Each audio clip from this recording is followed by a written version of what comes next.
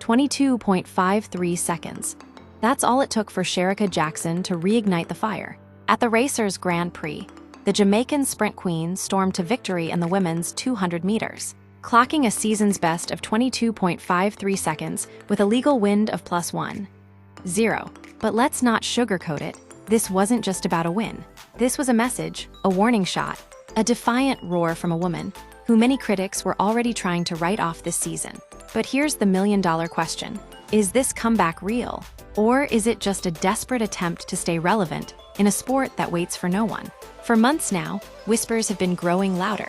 Shericka's done. She peaked in 2023. Sha'Carri's the new queen. She's just another athlete fading into the background like Elaine Thompson-Herah. And honestly, Shericka gave them every reason to believe it. A sluggish start to her 2024 campaign. An absence from the headlines. No viral clips, no fast times. Just radio silence while the world was watching others dominate. Sha'Carri Richardson ran a stunning early season 200m. Julian Alfred exploded onto the scene. Even the junior girls were making more noise than Shericka. So when she lined up at the Racers Grand Prix, there weren't any crazy expectations. Nobody predicted fireworks. Some thought she'd pull out. Others expected her to jog home in fourth. But guess what? Shericka Jackson came out with vengeance in her stride and fire in her eyes. She didn't just win, she dominated. That 22.53 was smooth, calculated, and controlled. It was a statement. I'm still here. I'm still dangerous, and I'm not going down quietly. But let's dig deeper, because while the headlines scream comeback, the skeptics are still whispering, and they're asking the tough questions. Why did it take her so long to show up? Is 22.53 really that impressive in a world where Julian Alfred has already clocked faster? Was this race simply a confidence booster against a soft field? Or is she saving something bigger for the Jamaican trials and Olympics? The critics argue that Shericka is only waking up because the pressure is now unbearable. Sha'Carri's rising profile, Julian Alfred's fearlessness, Dina Asher-Smith returning to form, and let's not forget the homegrown fire from young Jamaican stars like Lanny Tava-Thomas, and even Brianna Liston breathing down her neck. This wasn't just a race to win. It was a race for survival. And for the first time in her career, Shericka Jackson isn't the favorite anymore. Let's be honest, Shericka's rise to stardom wasn't overnight. She spent years in the shadows as a 400m runner, battling injuries, doubts, and the weight of potential. When she made that brilliant switch to the 100m and 200m in 2021, the world finally saw the beast within. Her 21.45 in Budapest was historic. Her back-to-back world titles in the 200m put her name next to legends. She was knocking on the door of Flo Jo's world record. But in this sport, you're only as good as your last race. And before this weekend, her last few races were lackluster, even concerning. So now we have to ask, is this comeback just the first spark of a real fire? Or is it her last flare before fading out completely? The fans are divided. Some say, this is what champions do. They rise when it matters. Shericka's just getting started. Others scoff, she's late, the world's moved on. Sha'Carri and Julian Alfred are already miles ahead.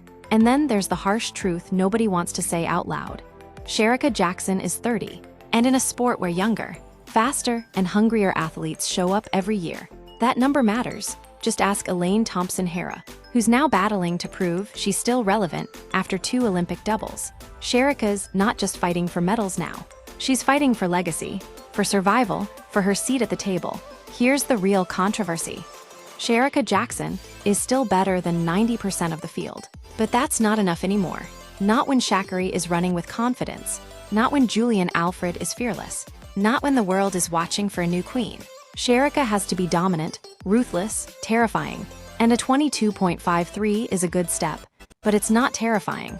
Let's not forget, her personal best is 21.41. She's been in the 21.4, 21.8 range consistently. So if she's serious about defending her world title, or better yet, winning Olympic gold in Paris, she needs to drop something insane soon. Because if she doesn't, the track world will move on. Fans will start calling her the one who almost broke the world record but didn't, just like they did to Asafa Powell.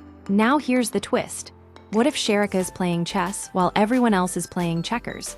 What if this slow start, this subtle re-entry into the spotlight, this 22.53 in June, is all part of a grand plan? A setup to peak when it really matters, at Jamaican trials and then Paris. We've seen it before. Shelly-Ann Fraser-Pryce in 2021 didn't explode until late June. Elaine Thompson-Herah was quiet before Tokyo, then dropped 10.61 and 21.53. Could Shericka be following the same blueprint? Because if she times it right, if she gets her form together, Shericka Jackson can still be the biggest threat to Flo Jo's 21.34. And don't get it twisted, Sha'Carri might be the queen of clout, but Shericka is still the queen of that bend. But the world won't wait. This comeback, this 22.53, it's nice. It's promising, but it's not enough to silence the critics. Not yet. Shericka Jackson has lit the fire, but now she has to burn the house down. She needs a 21.7 next, then a 21.4, and by the time Paris rolls around, if she's not the fastest woman in the world again, the headlines will read something different. The rise and fall of Shericka Jackson. So Shericka, if you're listening, this was a good start. But the war is just beginning, and the world is watching. No more warm-ups, no more silent seasons. You say you're back, prove it, because the clock is ticking, and legacy waits for no one.